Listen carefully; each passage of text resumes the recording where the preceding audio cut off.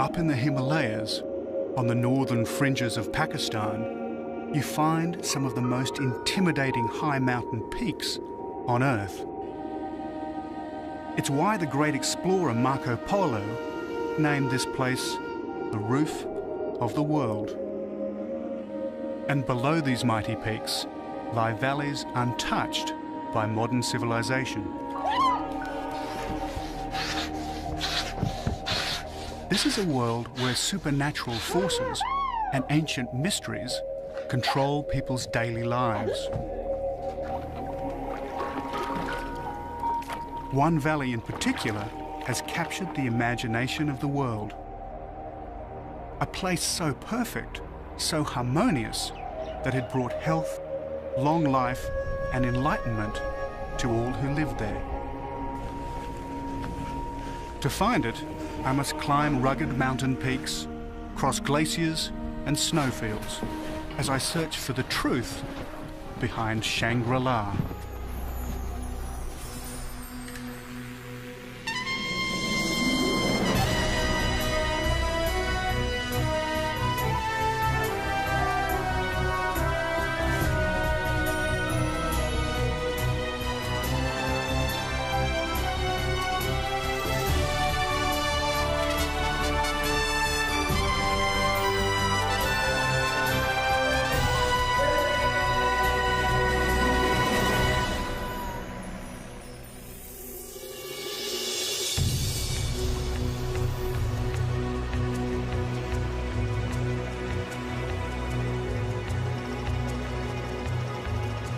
Hello, I'm David Adams, and this is the mighty Indus River. It flows from high in the Himalayas down across Pakistan. And up near its source, there's supposed to be a place called Shangri-La.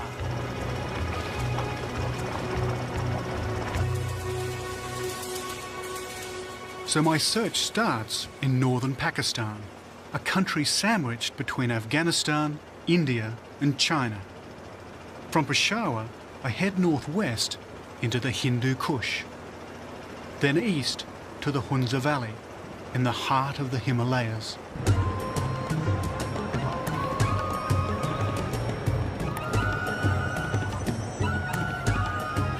Peshawar is a frontier city, and that's what its name means, frontier town.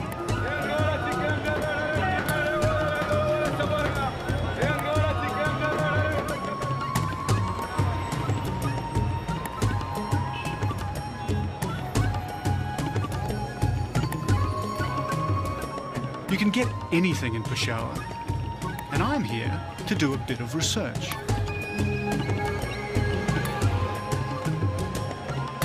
I'm looking for a book called Lost Horizon, a British novel that provides the inspiration for my journey. And in Peshawar, there's a shop that should surely stock books by British authors, the London Book Company.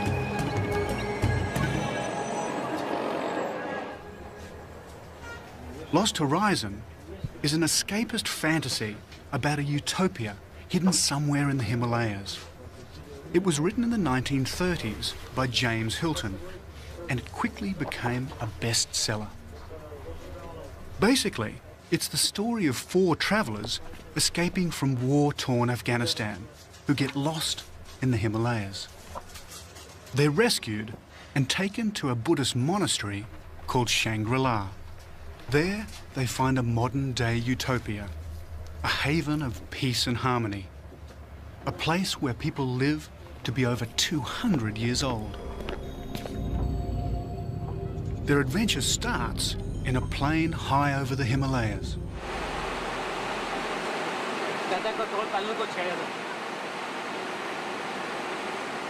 Of course, there was no Shangri-La.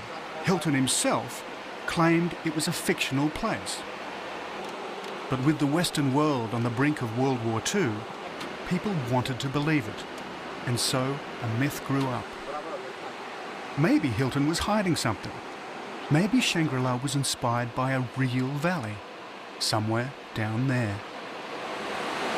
Well, the only clue that James Hilton gives us as to the whereabouts of Shangri-La is to say that the plane flew past K2 and Nanga Parbat, 2 of the highest mountains in the world. After that, it simply disappeared.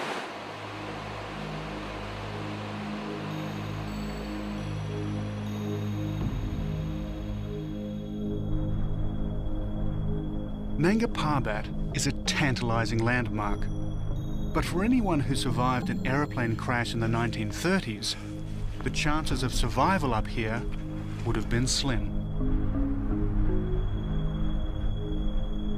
They'd have had to trek through deep snowfields and treacherous glaciers.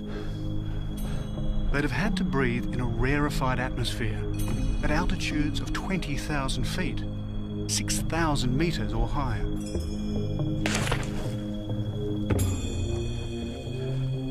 And then there are the crevasses, deep holes below the ice, ravines covered for centuries by ice and snow. From the left side. Yeah.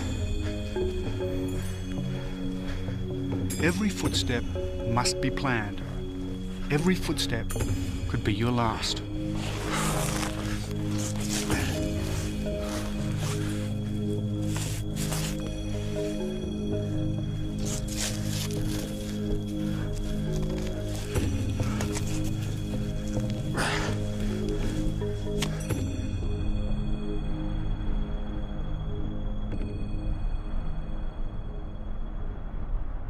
Nanga Parbat is the mountain that was James Hilton's last connection with reality. The place where the plane crash of Lost Horizon and the real world come together.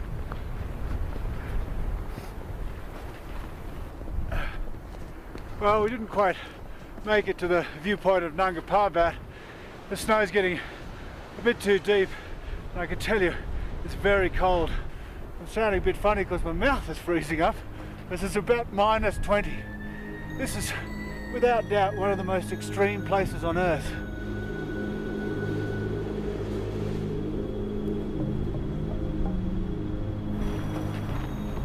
But despite these dreadful conditions, people have been coming here for centuries, looking for Shangri-La. The first was Alexander the Great. 2,500 years ago, his armies came in search of the Fountain of Youth.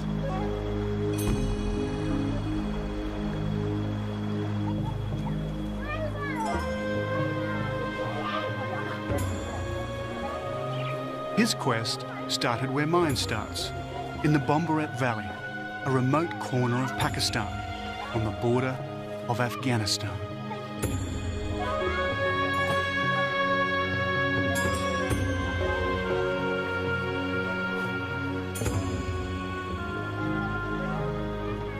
This is the home of a remote mountain tribe called the Kalash. It seems a very peaceful life here. Yeah. Before my guide Jinnah takes me to see the living Kalash, he takes me to see the dead. This is what's left of their graveyard, bones and coffins scattered by grave robbers and vandals. The reason? Pakistan is an all-Muslim country, and the Kalash are the last surviving non-Muslim minority. It's very old and it's broken. For 1,000 years, their Muslim overlords have called them Kafirs, the non-believers. As a result, they are an oppressed people. This desecrated graveyard, just one example of their persecution. These were not Kalash people who took away the bones. No, Kalash don't take. But Islamic people. Yeah. Once 80,000 of them lived in this valley. Today, there are barely 2,500.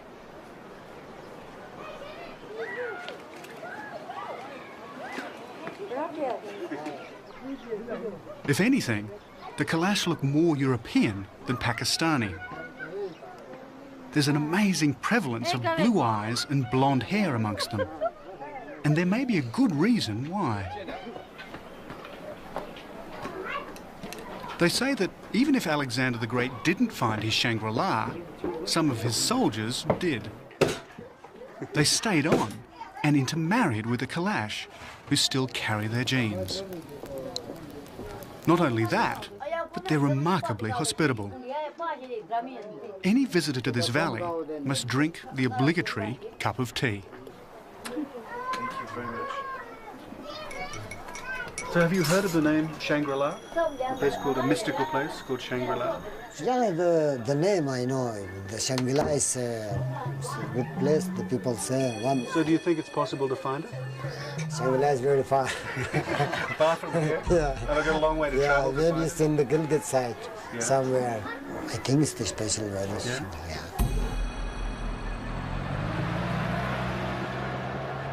So if I'm to find Shangri-La, I must seek elsewhere. I cannot stay long in this beautiful valley. Jinnah is heading south to Chitral, and there's an event on in town that he wants me to see. But there's another, more compelling reason why I must keep moving. As the great snow-clad peaks glow in the alpine light, they send out a chilling warning. Winter is approaching. My search for Shangri-La will be a race against time, as the early snows of the Himalayas threaten to cut me off and imprison me in this remote corner of the Hindu Kush.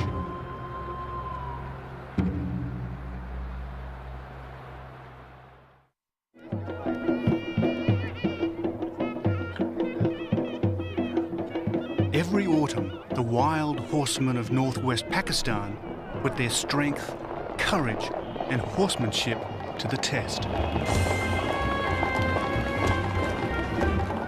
This is a game as old as Central Asia itself. It's called Bushkazi, and the object of their attention is a headless, legless goat.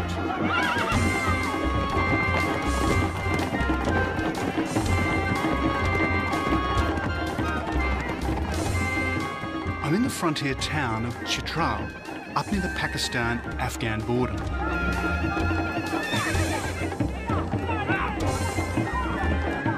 This ancient Afghan game isn't for the faint-hearted. Once a horseman has the goat, the opposition does everything in its power to get it off him. Which means a melee of grabbing, struggling horsemen, until someone makes a break.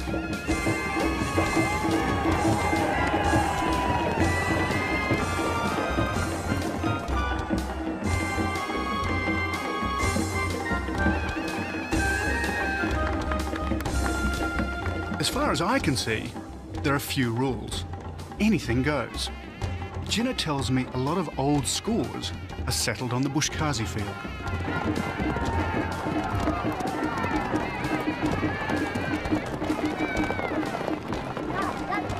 Bushkazi started as a practice for warriors to pick their wounded comrades from the field of battle. And new heroes are still created with every game.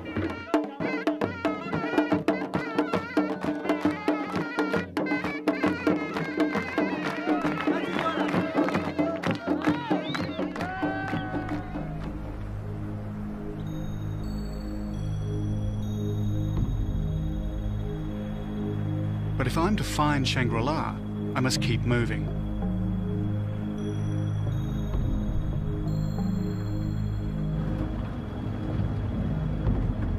The first autumn snows are already falling, and there's only one road out of the Chitral Valley. Time to hitch a ride.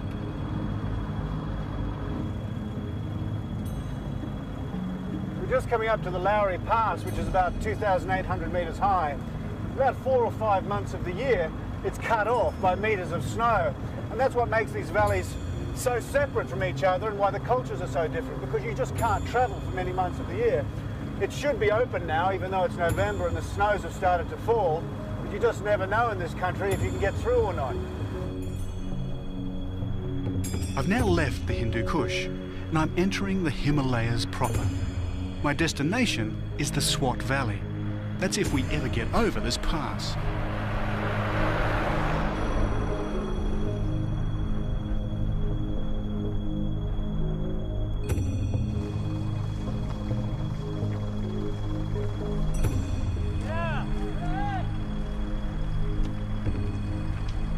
Because of the snow, the road is too narrow for passing.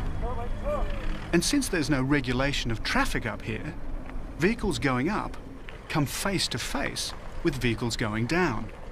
And there they stop and argue. Eventually, they manage to dig away the snow. They tell me that this happens every autumn. It's crazy, but that's the way it is.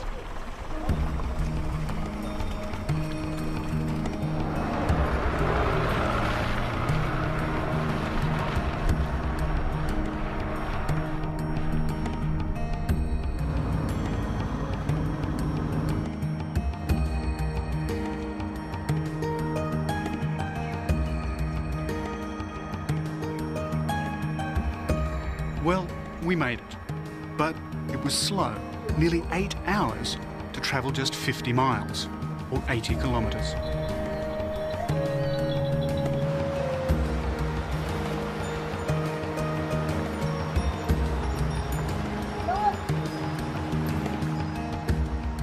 I'm passing through the Swat Valley, which should by rights have had a claim to being the inspiration for Shangri-La, because this valley was the birthplace of Tantric Buddhism.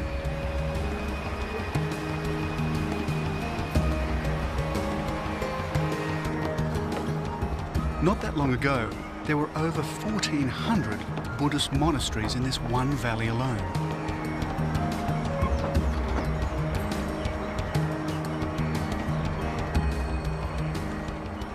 Today, Islam holds sway, and the relics of its Buddhist past have suffered accordingly.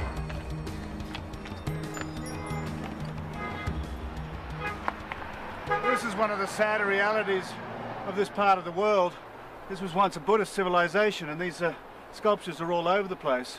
But sadly, because in Islam you can't portray a deity, they stone them, hence all the stones around here. It's one of the sadder things about this part of the world. Where once there was a peaceful Buddha's face, the icons of Western consumerism have been pasted.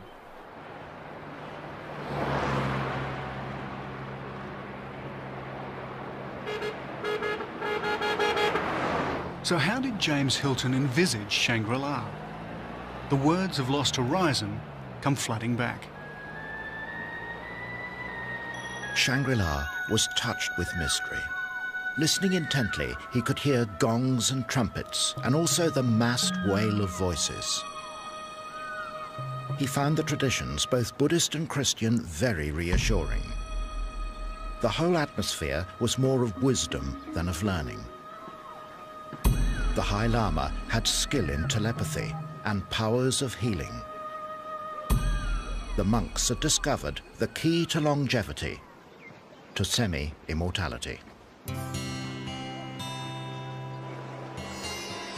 30 or so years after Hilton wrote those words, another group of people searching for Shangri-La flocked to the Swat, the hippies.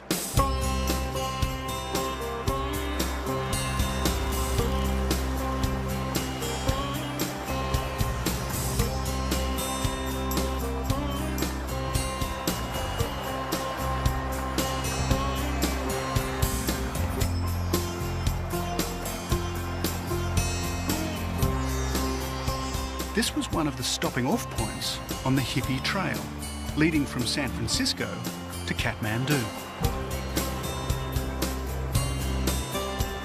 In fact, the Swat's always been something of a haven for foreigners. 100 years ago, the British came seeking relief from bustling towns like Peshawar. It was they who stocked its rivers with trout.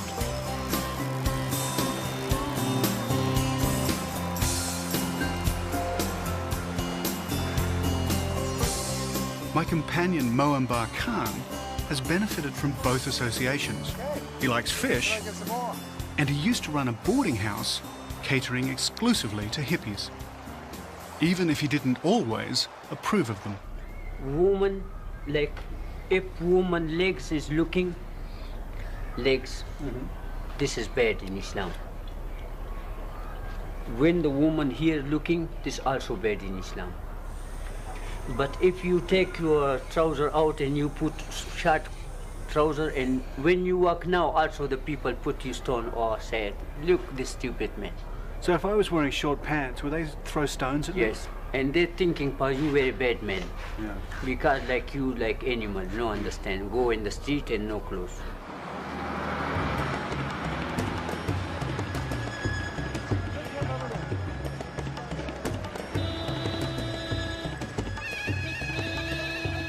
The hippies are long gone. Free love and Islam were never going to mix, nor were the guns. 2 valleys east of the Swat is the town of Bishan. No one bats an eyelid here as gunfire racks the streets.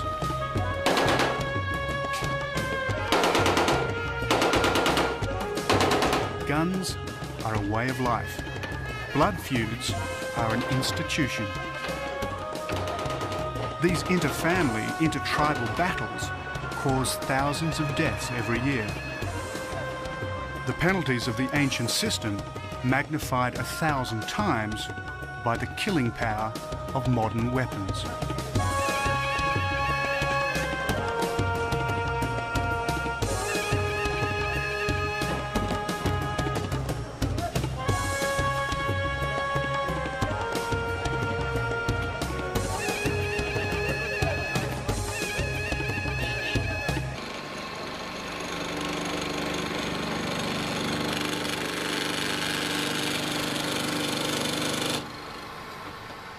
Machine guns, rifles, shotguns, pistols, all made right here, despite what the labels say. It says made in Italy here. Not made in Italy, made in Bishan. They make ammunition here too. It's estimated that 60% of all Pakistani men own a gun. In fact, more children will learn to use a gun here than will finish school.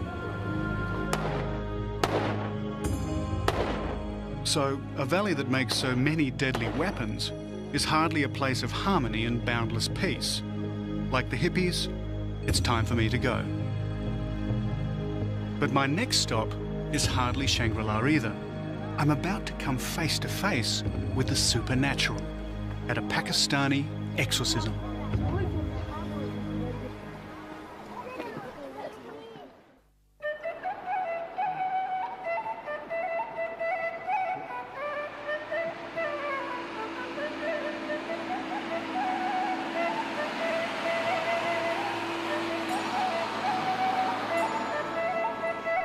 I'm high in the Himalayas on the main road linking Pakistan to China, the Karakoram Highway.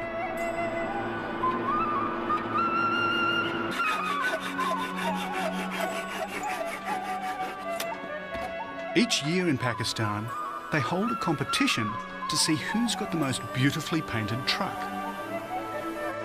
Trucking here is a family affair, and each family takes pride in making its truck more gaudy and highly decorated than the next.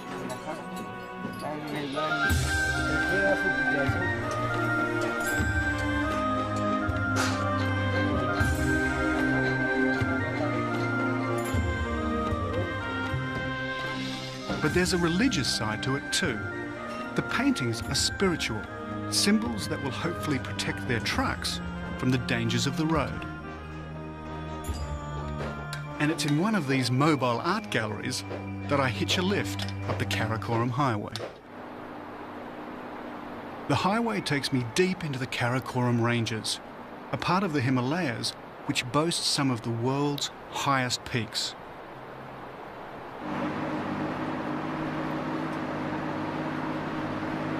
As we drive, I follow the valley of the Indus. In James Hilton's novel Lost Horizon, Shangri-La was supposed to be somewhere near the source of this great river.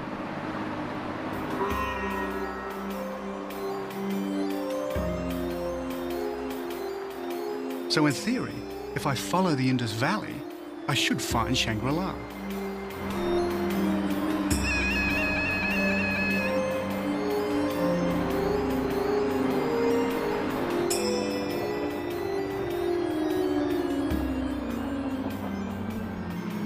At the wheel is a Pathan.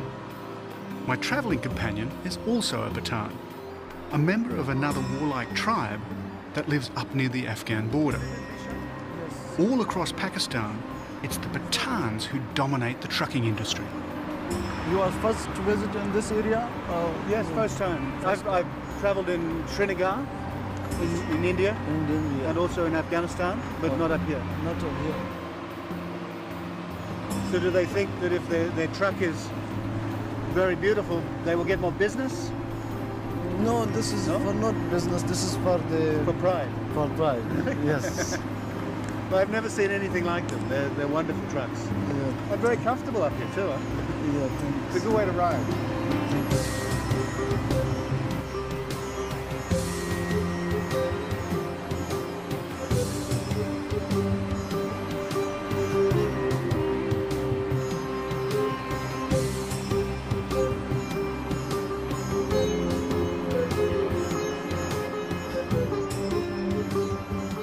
The higher we go, the closer we get to the roof of the world, the lofty Karakoram Ranges, where the world's second highest peak, K2, reaches over 28,000 feet. That's over 8,500 metres.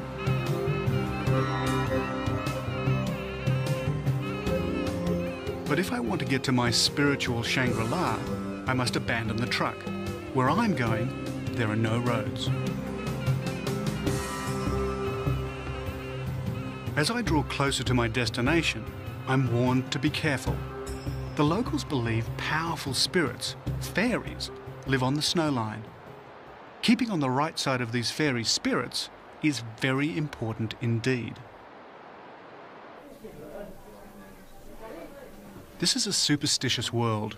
This man is believed to be the subject of a curse. He's not responding to conventional doctor's treatment. He's feverish and his body's racked with pain. So they call in a shaman, a medium who communes with the spirit world. It's hoped he can locate the cause of the problem.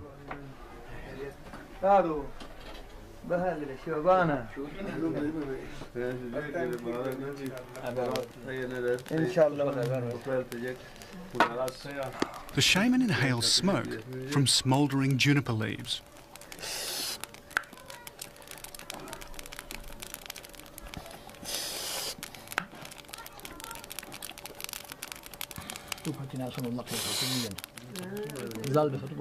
Juniper smoke and deep breathing induces a trance.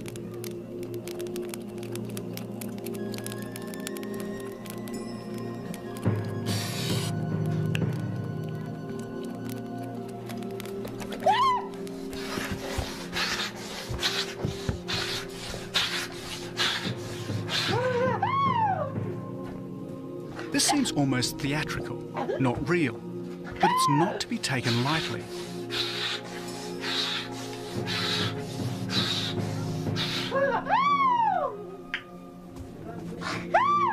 People here have an unshakable faith in the supernatural. Those who believe themselves to be cursed often die.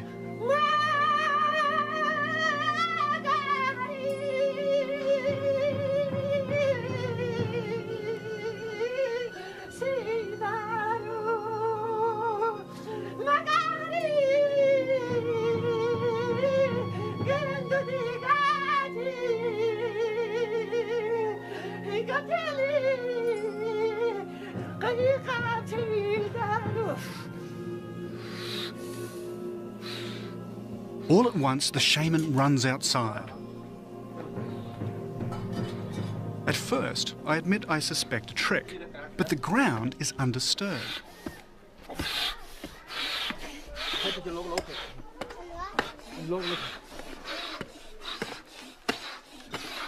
I watch carefully.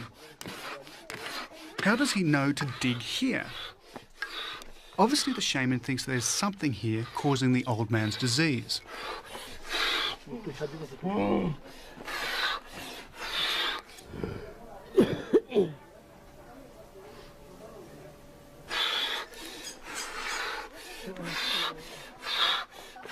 And then he finds it, a piece of skull wrapped in a rag, an evil spell placed by an enemy, a curse.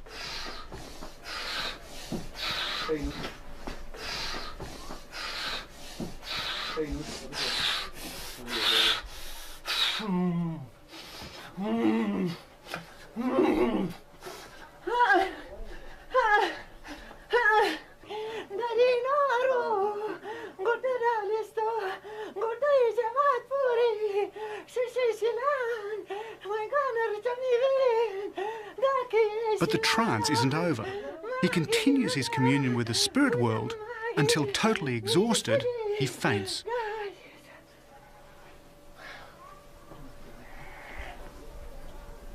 I was told that a few days later, the old man started to show signs of recovery.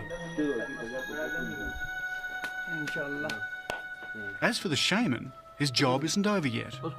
Tomorrow, in an extraordinary public séance, he becomes a prophet for the whole village. Maybe through his otherworldly contacts, he can help me find my Shangri-La.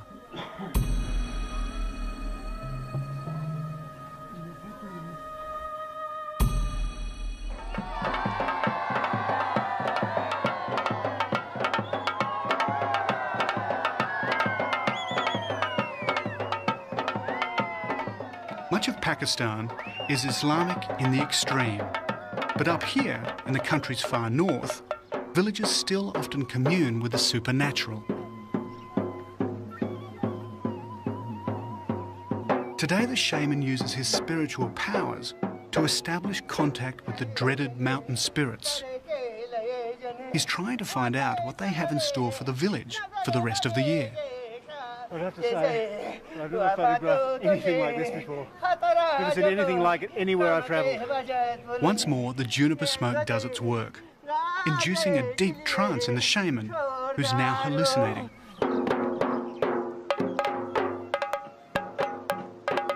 In his ecstasy, he translates the fairy prophecy. If he looks sad, the news is bad. If he looks happy, the news is good. Fortunately for the villagers, he looks happy. At pagan rituals like this, they slaughter a goat, and in a macabre twist, the shaman grabs it.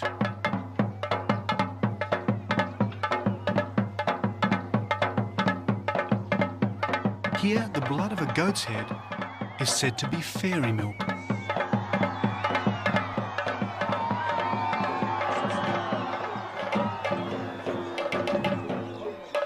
I had half a mind to ask the fairies through the shaman if they could help me find Shangri-La, but I guess this was their reply.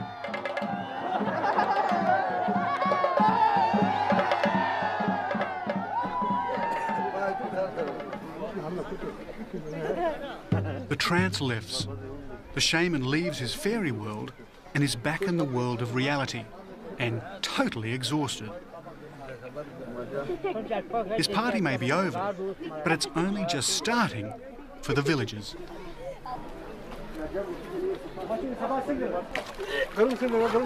As he washes the blood from his face, they celebrate the fairy message.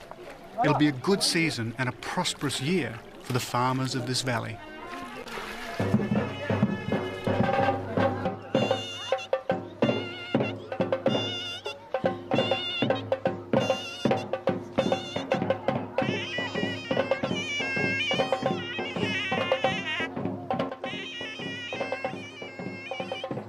As for me, I have an appointment further up the Karakoram Highway, towards the Chinese border. My destination, Gilgit.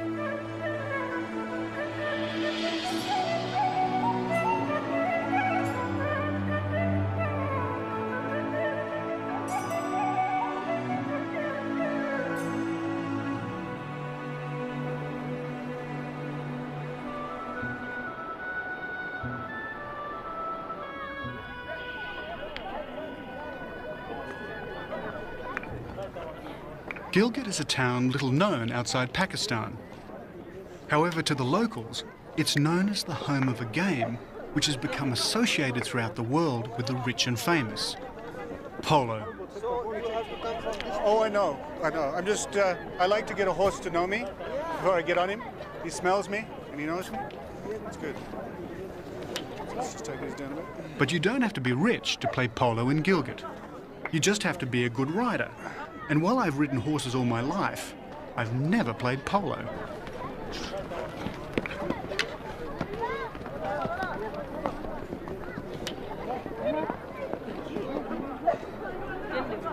Actually, the game had its origins in Persia, but it was Gilgit that gave it its name.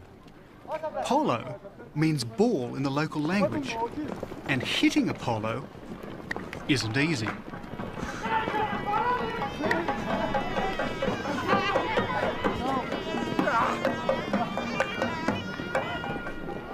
Back in the days of the Raj, when the British Army was here, the cavalry officers were captivated by this game. That's how polo travelled to England, and then on to the rest of the world.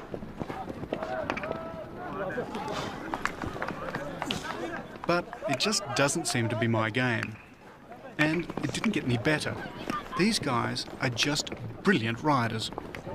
Come on, David, come on. So play, hurry up. Make it. Come on, David, go ahead.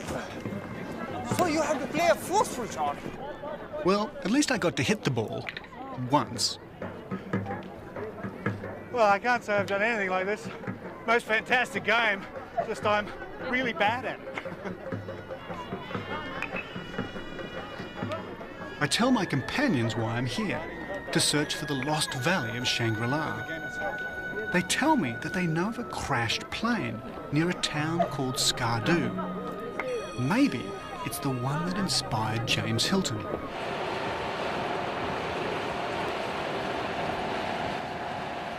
According to Hilton's novel, Lost Horizon, Shangri-La was supposed to be near the headwaters of the Indus River.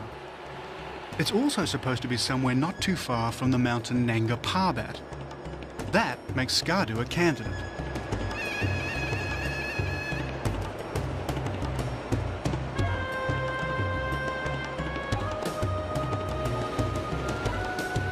But this hardly looks like paradise on Earth. The Upper Indus Valley is one of the most barren places I've ever seen. It's also Kashmir, disputed territory, land claimed by both India and Pakistan.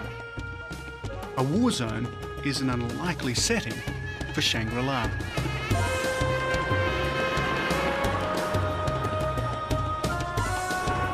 But it's here all right.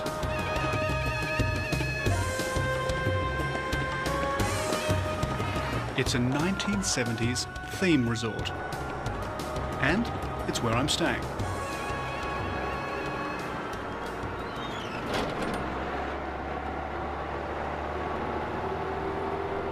As we drive closer, there's the remains of the crashed plane I was told about.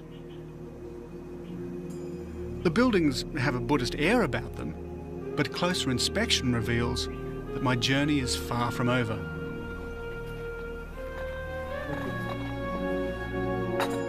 An out-of-season tourist facility, cashing in on the Lost Horizon myth, might be someone's idea of Shangri-La, but it's hardly mine.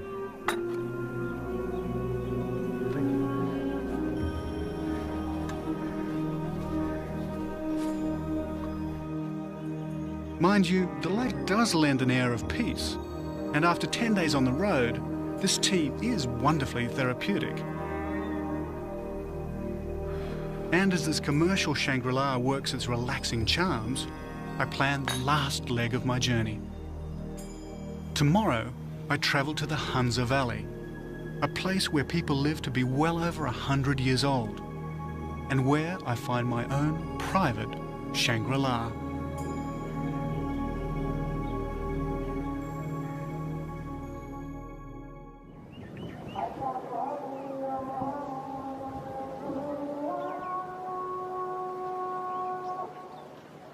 Hidden deep in North Pakistan, not far from the world's second highest peak, K2, is Skardu. This remote town is a mecca for climbers. This is where they hire camping and rock climbing equipment before attempting some of the world's highest mountains. And it's not far from here that I hope to find the inspiration for the mythical valley of Shangri-La. I've travelled more than 500 miles from Peshawar on the Pakistan-Afghan border. From Skardu, I head north towards the Chinese border, where I enter the Hunza Valley.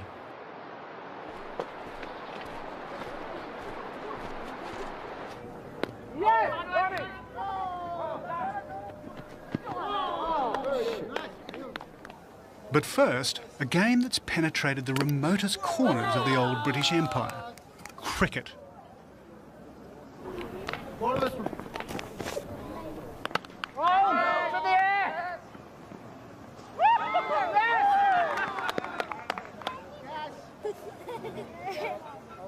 The crew and I are challenged to a match, Australia versus Pakistan.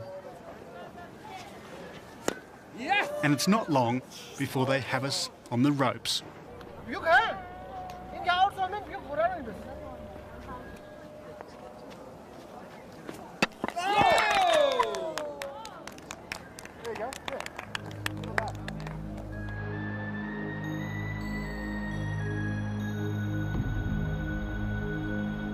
Back in the days when the British Army ruled India and what's now Pakistan, this was literally the ends of the earth. Or the earth as the British knew it some 70 years ago. Below this fort's walls was the known world, cities, order, civilization. Beyond was the great unknown, the setting for James Hilton's Lost Horizon.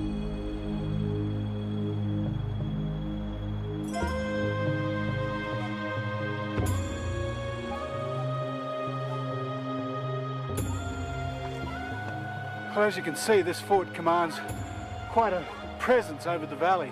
These were actually the last bastions of the British. Beyond here, it was unknown. And when James Hilton wrote his book in the 1930s, if anybody travelled even this far, it was eminently possible that a place like Shangri-La could exist, because no one knew what lay beyond.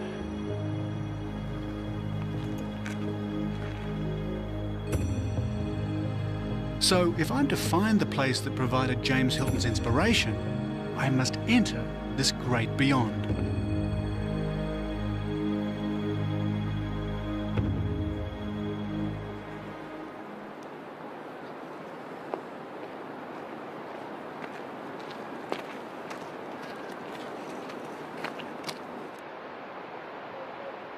The Hunza Valley is on the other side of these ranges. The roads are rocky and few people pass this way, or certainly the way I'm going.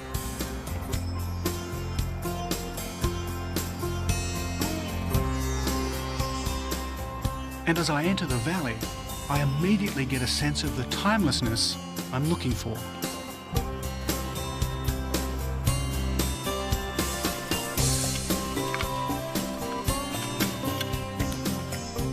So what other clues are there? It's beautiful and there's an air of peace to it.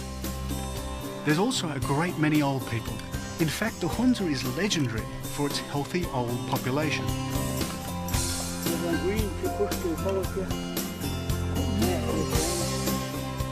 It's said that up here, people regularly live well past 100 years of age, if not older.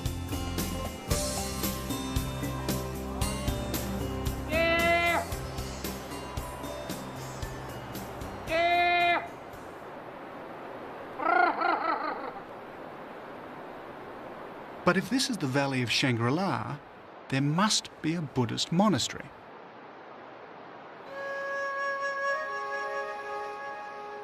And there it is. At the head of the valley sits a building with a distinctly Buddhist look. A building that fits the description of Shangri-La better than any I'd seen anywhere in the Himalayas. Seeing it first, it was indeed a strange and half-incredible sight. A group of pavilions clung to the mountainside with the chance delicacy of flower petals impaled upon a crag. An austere emotion carried the eye upward to the grey rock bastion above. Under the pavilion-like features of this ancient building, I enter, unsure as to what I'll find. Is this a place of enlightenment? Could it be a place that once entered, you never want to leave?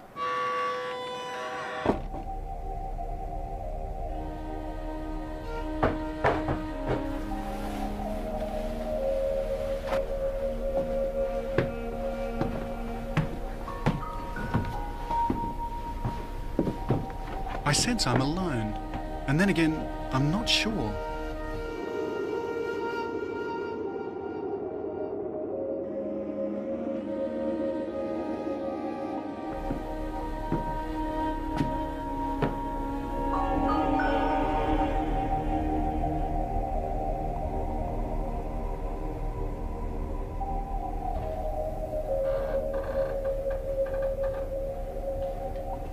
As I travelled through the narrow corridors and caught glimpses of vistas that showed how beautiful the valley was, I felt that it may well be the place that inspired Shangri-La.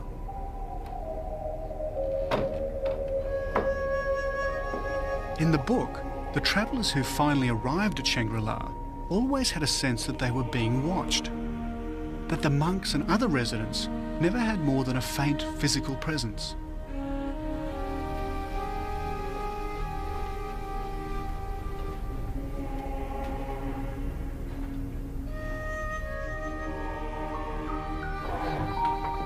As I wander the corridors and rooms of this strange, deserted building, I too get a faint sense of the people who once lived here.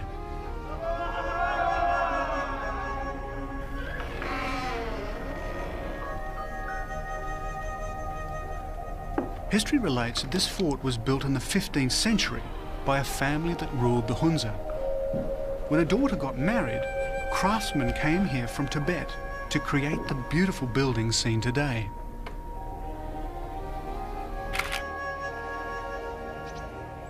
So perhaps that explains this building that's more fort than monastery. But the question remains, was this the inspiration for James Hilton's fantasy called Shangri-La? As I read on the terrace above the valley, as if by magic, the answer appears. Ijaz is the custodian of this building. He's lived in the Hunza all his life. If anyone knows of its links to the Shangri-La myth, surely he does. Before the arrival of British, this was an independent kingdom. Finally, the British were fearing of a possible Russian movement through this valley down to India. That is why we had a battle with British troops in December 1891. And so what happened after the British came? Did it change? No, until 1938. Probably this was the time when James Hilton, the writer of... So you think he came here? I suppose he came here. So this might have been what he designed Shangri-La as? This might have been an inspiration for writing his famous novel. Yeah?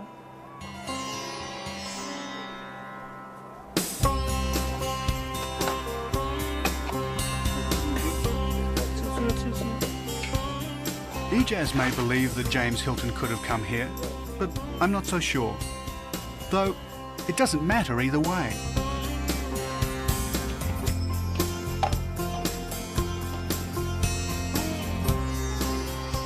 I set out on this journey knowing that Shangri-La was the invention of a master storyteller, and it does no harm to believe that heaven could exist on earth.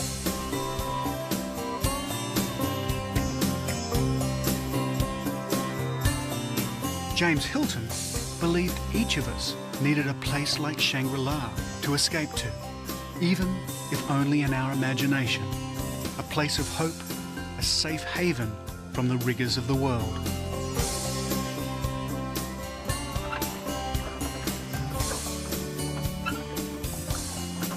So for me, this has been as much a search for inner happiness as it's been an external journey to find Shangri-La, my heaven at the ends of the earth.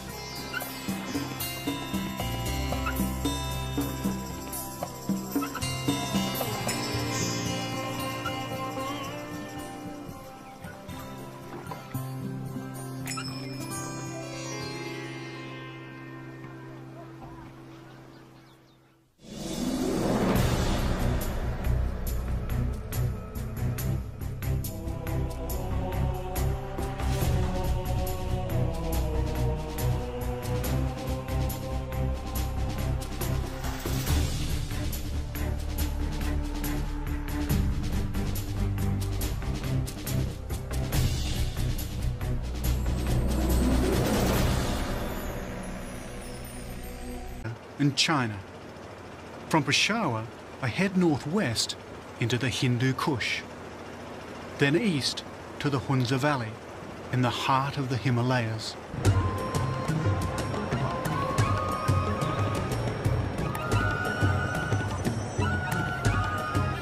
Peshawar is a frontier city, and that's what its name means, frontier town.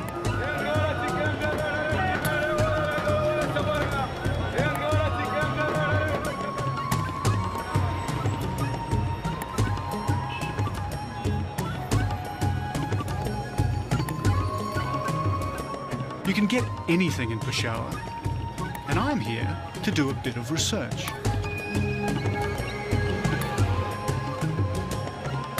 I'm looking for a book called Lost Horizon, a British novel that provides the inspiration for my journey.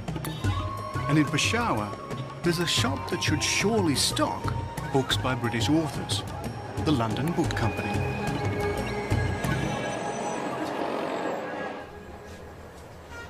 Lost Horizon for the truth behind Shangri-La.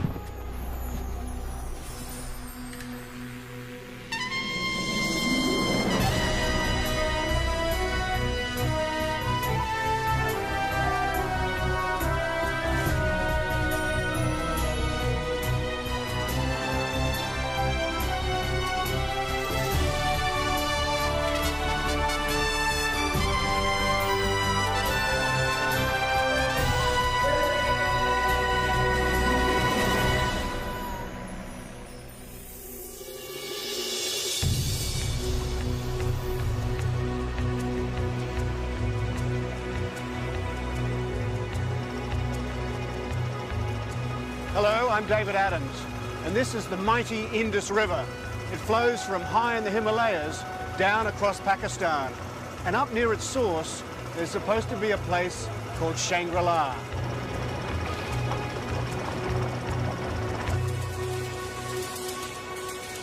So my search starts in northern Pakistan, a country sandwiched between Afghanistan, India,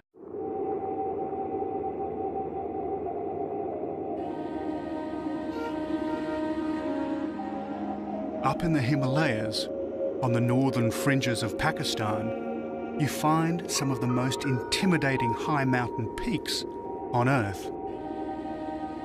It's why the great explorer Marco Polo named this place the roof of the world. And below these mighty peaks lie valleys untouched by modern civilization. This is a world where supernatural forces and ancient mysteries control people's daily lives. One valley in particular has captured the imagination of the world. A place so perfect, so harmonious, that it brought health, long life, and enlightenment to all who lived there.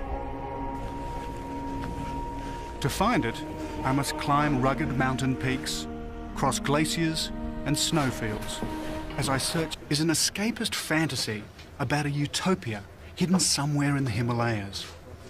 It was written in the 1930s by James Hilton, and it quickly became a bestseller. Basically, it's the story of 4 travelers escaping from war-torn Afghanistan who get lost in the Himalayas. They're rescued and taken to a Buddhist monastery called Shangri-La. There, they find a modern-day utopia, a haven of peace and harmony, a place where people live to be over 200 years old. Their adventure starts in a plain high over the Himalayas.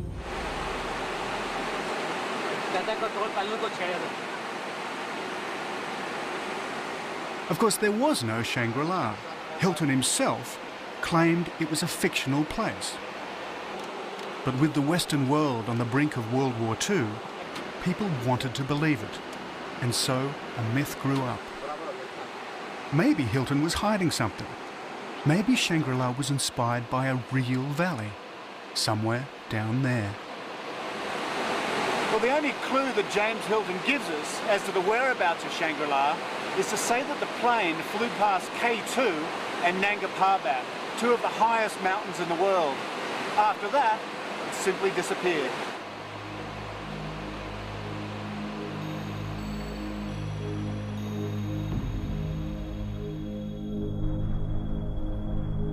Nanga Parbat is a tantalising landmark, but for anyone who survived an aeroplane crash in the 1930s, the chances of survival up here would have been slim. They'd have had to trek through deep snowfields and treacherous glaciers. They'd have had to breathe in a rarefied atmosphere at altitudes of 20,000 feet, 6,000 metres or higher.